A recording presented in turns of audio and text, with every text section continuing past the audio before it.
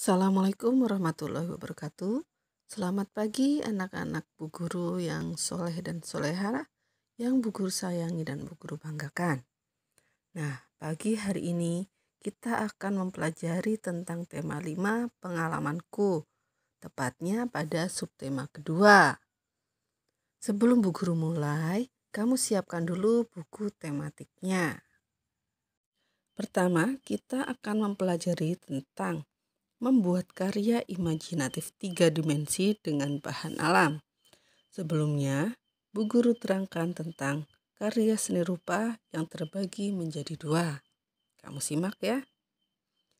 Karya seni rupa terbagi menjadi 2, yaitu karya seni rupa 2 dimensi dan karya seni rupa 3 dimensi.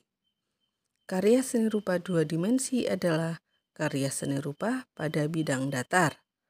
Sedangkan karya seni rupa 3 dimensi adalah karya seni rupa berbentuk benda dengan ukuran panjang, lebar, dan ketebalan tertentu. Yang kedua, Bu Guru akan menerangkan tentang gambar imajinatif. Gambar imajinatif adalah gambar yang bersifat hayalan. Membuat karya imajinatif 3 dimensi bisa menggunakan bahan alam, seperti biji-bijian.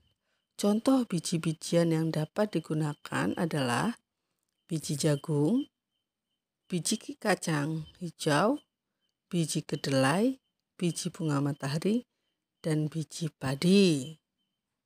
Setelah kita mempelajari tentang biji-bijian, sekarang masih pada bahan alam, yaitu membuat vas bunga dari bahan alam. Bahan alam adalah bahan yang dapat diperoleh dari alam.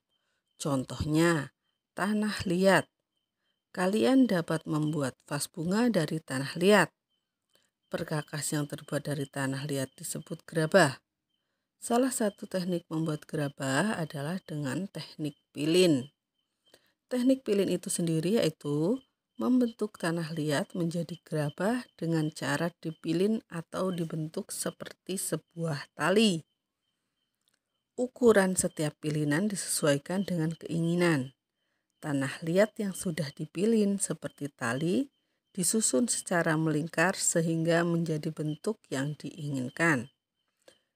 Sebaiknya setiap susunan ditekan dan ditambahkan air supaya menempel. Dari tanah liat kita beralih ke daun, yaitu masih termasuk dari bahan alam. Membuat cangkang ketupat dari bahan alam.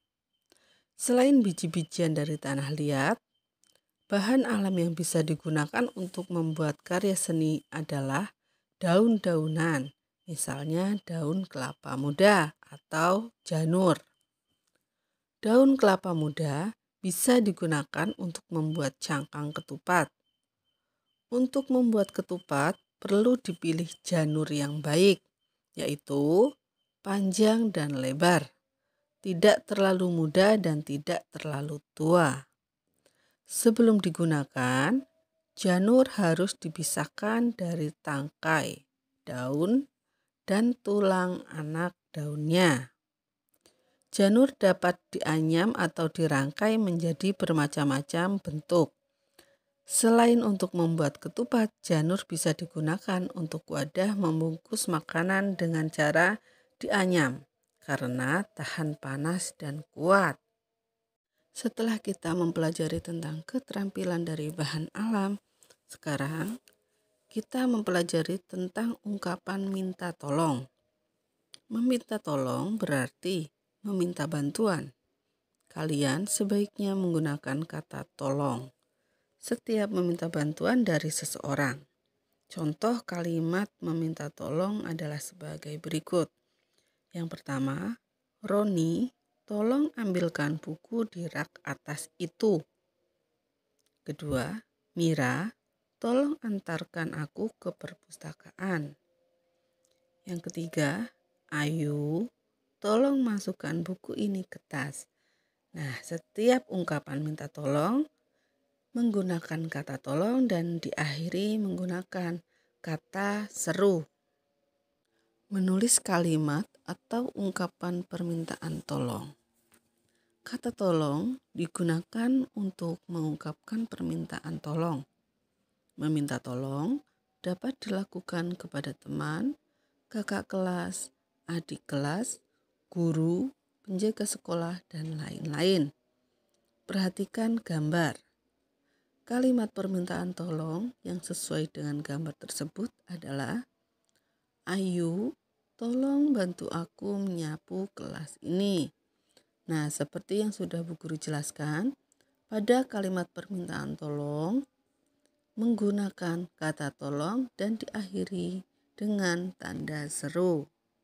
Setelah kita mempelajari tentang kata tolong dan membuat kalimat tolong, sekarang kita melanjutkan pada menentukan konversi satuan panjang, yaitu sentimeter dan meter.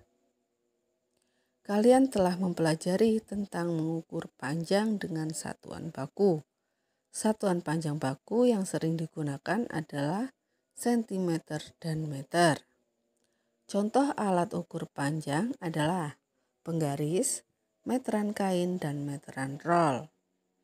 1 meter sama dengan 100 cm. Bisa ditulis 1 M sama dengan 100 cm. Ingatlah selalu bahwa 100 cm sama dengan 1 meter. Perhatikan konversi mengubah satuan panjang berikut. Yang pertama, dari sentimeter menjadi meter. Nah, di sini dicontohkan 100 cm sama dengan 1 meter. Yang kedua, dari meter menjadi sentimeter. Contohnya yaitu 1 meter sama dengan 100 cm. Mengukur panjang benda dengan satuan baku yang sering digunakan. Kalian perlu menentukan alat ukur yang sesuai untuk mengukur suatu benda. Alat ukur baku untuk mengukur panjang benda yang sering digunakan adalah penggaris dan meteran. Meteran digunakan untuk mengukur benda yang panjangnya melebihi penggaris. Contoh, untuk mengukur buku tulis kita menggunakan penggaris. Sedangkan untuk mengukur papan tulis kita menggunakan meteran. Perilaku di sekolah yang sesuai dengan sila pertama Pancasila. Nah, sekarang kita mempelajari tentang Pancasila. Masih ingatkah kalian dengan bunyi sila pertama Pancasila? Nah, betul, kalian anak soleh dan solehah tentunya masih ingat, yaitu sila pertama berbunyi ketuhanan yang Maha Esa. Lambangnya adalah bintang. Perilaku di sekolah yang sesuai dengan sila pertama Pancasila antara lain. Yang pertama, berdoa sebelum dan sesudah mengikuti pelajaran. Yang kedua, menghormati teman yang berbeda agama untuk menjalankan ibadah. Perilaku di sekolah yang sesuai dengan sila kedua Pancasila. Nah, sila kedua Pancasila itu sendiri berbunyi kemanusiaan yang adil dan beradab. Lambang sila kedua Pancasila adalah rantai. Contoh perilaku di sekolah yang sesuai dengan sila kedua Pancasila antara lain. Pertama, membantu teman yang sedang mengalami musibah. Yang kedua, tidak memilih-milih teman. Yang ketiga, menyayangi dan menghormati teman. Yang keempat, mengembangkan sikap tenggang rasa. Yang kelima, bersikap sopan kepada teman dan guru. Sedangkan perilaku di sekolah yang sesuai dengan sila ketiga Pancasila, yaitu pertama, kita sebutkan dulu sila ketiga Pancasilanya berbunyi apa? Ya, betul, Persatuan Indonesia. Lambang sila ketiga Pancasila adalah pohon beringin. Contoh perilaku di sekolah yang sesuai dengan sila ketiga Pancasila adalah yang pertama, bergaul dengan teman tanpa membedakan daerah asal. Yang kedua, bekerja sama saat melaksanakan piket kelas. Yang ketiga, mengikuti upacara bendera dengan hikmat. Yang keempat, menjaga nama baik sekolah. Nah, itu tadi pencerminan sikap perilaku kita di sekolah dari sila pertama, kedua, dan ketiga. Cukup sekian pelajaran dari Bu Guru. Tema 5 pengalamanku subtema kedua. Semoga kalian tetap semangat dalam belajar di rumah. Assalamualaikum warahmatullahi wabarakatuh.